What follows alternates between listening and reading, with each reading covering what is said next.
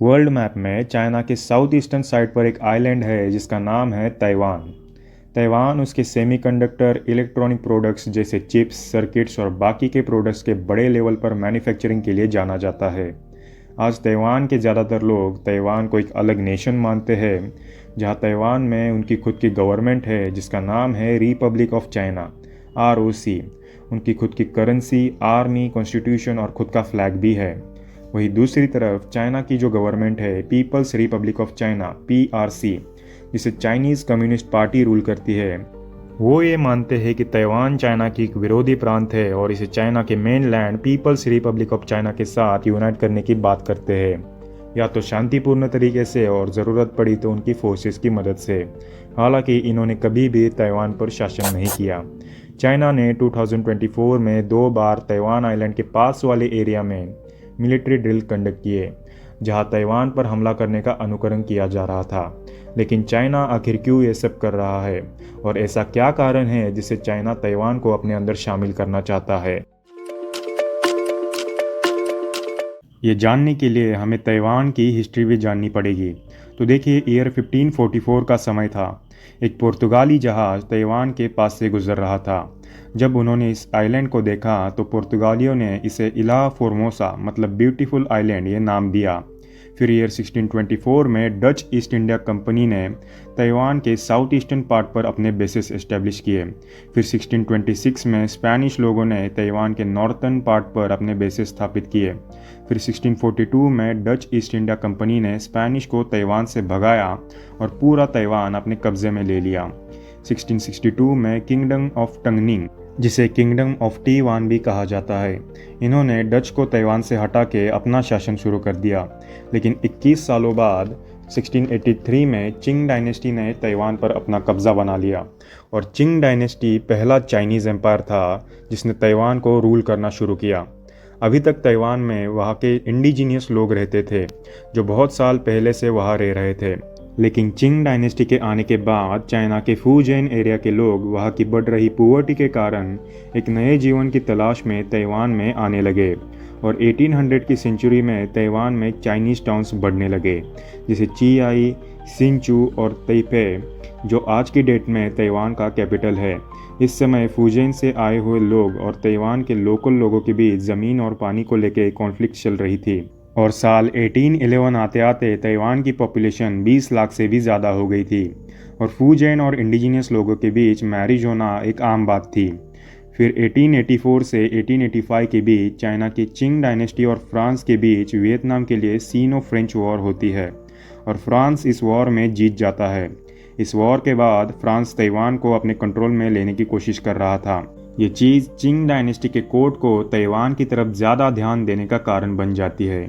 फिर वहाँ के गवर्नर ल्यू मिंगचुआन को ताइवान को एक अलग प्रांत बनाने का आदेश दिया। फिर 1887 में ताइवान, जो अभी तक चिंग डायनेस्टी के फुजियन प्रांत का हिस्सा था, उसे ये ऑफिशियली चिंग डायनेस्टी के एक अलग प्रांत घोषित कर देते हैं, जिसे फुजियन ताइवान प्रोविंस नाम मिलता है और ल्यू मिंगचुआन इसके पहले गवर्नर बनते हैं।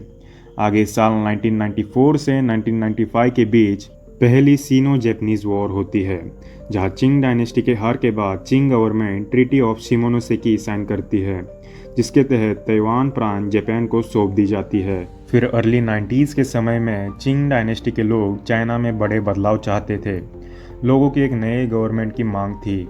सुन यात सेन, वहाँ के क्रांतिकारी, वहाँ की अलग अलग रिवॉल्यूशनरीज के अलायंस के साथ चिंग के मंचू सम्राट को हटाकर चाइना को एक रिपब्लिक बनाना चाहा।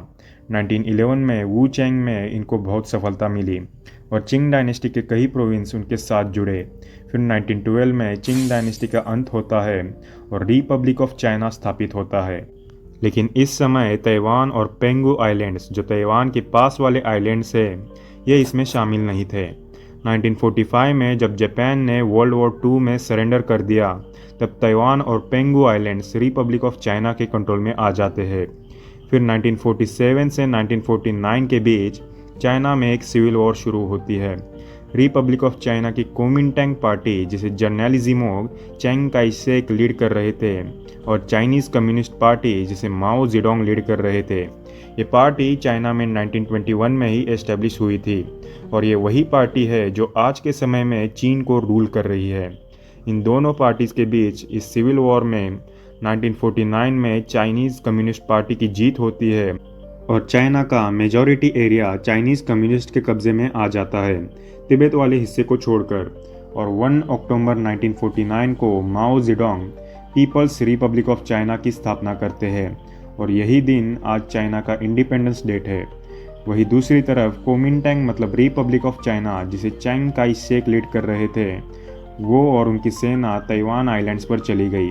ताइवान जाने के बाद इन्होंने फिर से मेनलैंड चाइना को कब्जाना चाहा, लेकिन ये कभी हो ना सका। इस सिविल वॉर में यूएसए भी रिपब्लिक ऑफ चाइना को सपोर्ट कर रहा था, लेकिन कम्युनिस्ट की जीत को कोई रोक नहीं सका। हालांकि कोमिंटेंग पार्टी के ताइवान भागने के बाद भी यूएसए रिपब्लिक ऑफ चाइना को सपोर्ट करता रहा। चाइनीज़ कम्युनिस्ट की मेजॉरिटी चाइना पर कब्जा करने के बाद भी ये रुकते नहीं है। 24 अक्टूबर 1949 को कम्युनिस्ट पार्टी के पीएलए पीपल्स लिबरेशन आर्मी के 20,000 सोल्जर्स किनमेन आइलैंड्स, जो ताइवान के पास था और कोमिंटेंग पार्टी के अंडर था, वहाँ ये अटैक करते हैं। लेकिन इस बार कोमिंटेंग की जीत होती है और यह जीत सिर्फ किनमेन आइलैंड की सुरक्षा के लिए नहीं थी, लेकिन कम्युनिस्ट को ताइवान पर आगे बढ़ने से रोकने के लिए भी बहुत महत्वपूर्ण थी। और इसी तरीके से ताइवान और चाइना दो अलग गवर्नमेंट्स बन जाती है। लेकिन ये सब होने के बाद भी चाइना आज भी ये कहता है कि ताइवान चाइना का ही एक प्रोविंस है। वही चाइना का वन चाइना प्रिंसिपल ये कहता है कि दुनिया में सिर्फ एक ही चाइना है, जिसका नाम है पीपल्स रिपब्लिक ऑफ चाइना, और ताइवान भी उसी चाइना का पार्ट है। साल 1971 में यूनाइटेड नेशन जनरल असेंबली के प्रस्ताव 2758 में पीपल्स रिपब्लिक ऑफ चाइना को the only representative of China की मान्यता मिली और रिपब्लिक ऑफ चाइना को यूएन से निकाल दिया गया।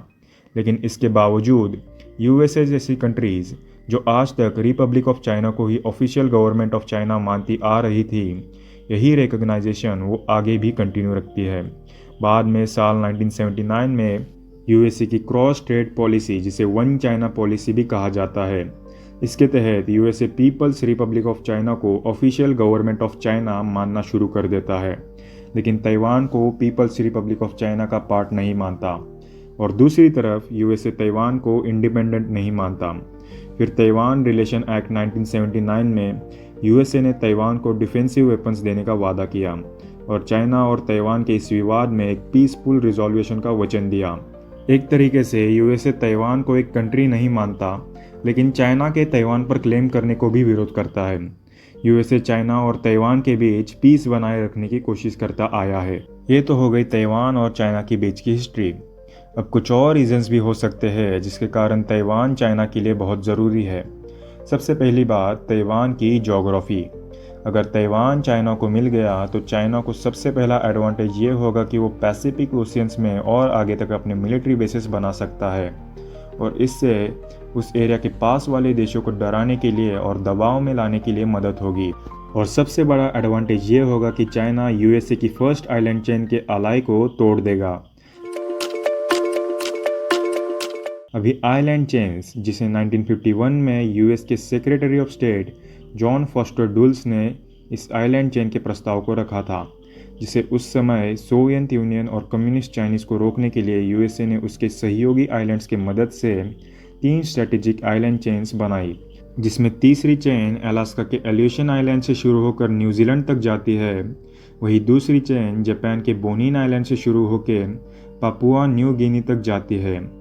और पहली मतलब फर्स्ट आइलैंड चेन जो कुरिल आइलैंड से शुरू होती है और जापान, ताइवान और नॉर्दर्न फिलीपींस से कनेक्ट होते हुए बोर्नियो तक जाती है, जहां इन आइलैंड्स के बीच यूएसए के नेवल बेसिस भी है, ताकि पैसिफिक ओशियन में और ईस्ट एशिया के सी रूट्स पर यूएसए की पकड़ बनी रहे।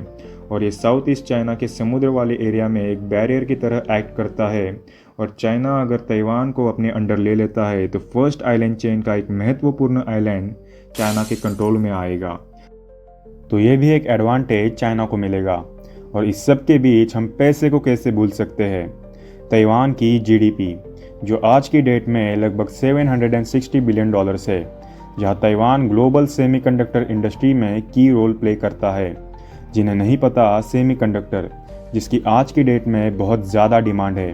बेसिकली ये इलेक्ट्रॉनिक चिप्स होती है जो smartphone, computers, automobile industries, sensor, industrial equipments, telecommunication, satellite, missiles, लगभग हर एक इलेक्ट्रॉनिक और एडवांस टेक्नोलॉजी में यूज़ होता है, जिसमें ताइवान दुनिया में सबसे बड़ा सेमीकंडक्टर मैन्युफैक्चरर है, जिसमें इनकी TSMC Taiwan semiconductor manufacturing company एक बहुत बड़ा रोल प्ले करती है। देखिए, दुनिया की सबसे बड़ी सेमीकंडक्टर कंपनी USA की एनवीडिया, इसकी सेमीकंडक्टर चिप्स भी यही TSMC कंपनी बनाती है। इसके साथ वर्ल्ड वाइड बहुत सारी टेक कंपनीज को TSMC ही सेमीकंडक्टर्स बेचता है। ये ग्लोबल सेमीकंडक्टर मैन्युफैक्चरिंग में 56% का मार्केट शेयर ओन करती है। इसका सबसे बड़ा कॉम्पिटिटर है सैमसंग, जिसका मार्केट शेयर 19% है, जो इसके आसपास भी नहीं है। और यही चीज़ अगर ताइवान चाइना के कंट्रोल में आ गया तो चाइना के लिए ये एक बहुत बड़ी जीत हो सकती है। चाइना दुनिया का सबसे बड़ा सेमीकंडक्टर मैन्युफैक्चरर बन जाएगा और ये काफ़ी है USA की टेक कंपनीज़ को कंट्रोल करने के लिए। साथ ही में ताइवान को कंट्रोल में लाने के बाद चाइना की GDP भी बूस्ट होगी। अब सवाल ये आता है कि ताइवान क्या चाहता है, ताइवान के लोग क्या चाहते हैं। देखिए, Taiwan officially Republic of China के नाम से जाना जाता है, जो 1912 में एस्टेब्लिश हुआ था। उस समय ये मेन लैंड चाइना को रूल करता था और ताइवान ने कभी ताइवान नाम से खुद को इंडिपेंडेंट कंट्री डिक्लेयर नहीं किया। वही एक तरफ चाइना चाहता है कि ताइवान उसके साथ यूनाइट हो जाए। ताइवान अपने आप को एक इंडिपेंडेंट कंट्री घोषित करना चाहता है, लेकिन पॉलिटिकल इश्यूज़ और चाइना के दबाव की वजह से ताइवान कभी एक इंडिपेंडेंट कंट्री नहीं हो सका। ताइपे टाइम्स के सितंबर 2023 के एक पोल के अनुसार ताइवान में 48.9% लोग ये चाहते हैं कि ताइवान एक स्वतंत्र राष्ट्र बने और 26.9% लोग चाहते हैं कि अभी जो करंट सिचुएशन है ताइवान की रिपब्लिक ऑफ चाइना यही बनी रहे। ये लोग इंडिपेंडेंस तो चाहते हैं, लेकिन इसे ऑफिशियली डिक्लेयर ना किया जाए ताकि वॉर होने की सिचुएशंस ना बने। वही सिर्फ 11.9% ताइवानीज ऐसे हैं जो चाइना के साथ यूनाइट होना चाहते हैं। वही एक तरफ ताइवान का ट्रेड ज़्यादातर चाइना पर ही डिपेंडेंट है, जहां ताइवान अपने प्रोडक्ट्स चाइना को भी एक्सपोर्ट करता है। ताइवान के टोटल एक्सपोर्ट में से 22.1% एक्सपोर्ट ताइवान चाइना को करता है, जो चाइना को ताइवान का सबसे बड़ा एक्सपोर्टर बना देता है। अगर चाइना के पॉइंट ऑफ व्यू से सोचा जाए तो ताइवान अगर अपने आप को एक इंडिपेंडेंट कंट्री घोषित करता है तो चाइना में कुछ और रीजन्स है, जैसे तिब्बत, हांगकांग जैसे रीजन्स की भी इंडिपेंडेंस की डिमांड बढ़ जाएगी। तो दोस्तों, यही है ताइवान और चाइना के बीच की कॉन्फ्लिक्ट। आपकी इसके बारे में क्या राय है, कमेंट्स में ज़रूर बताएं। धन्यवाद।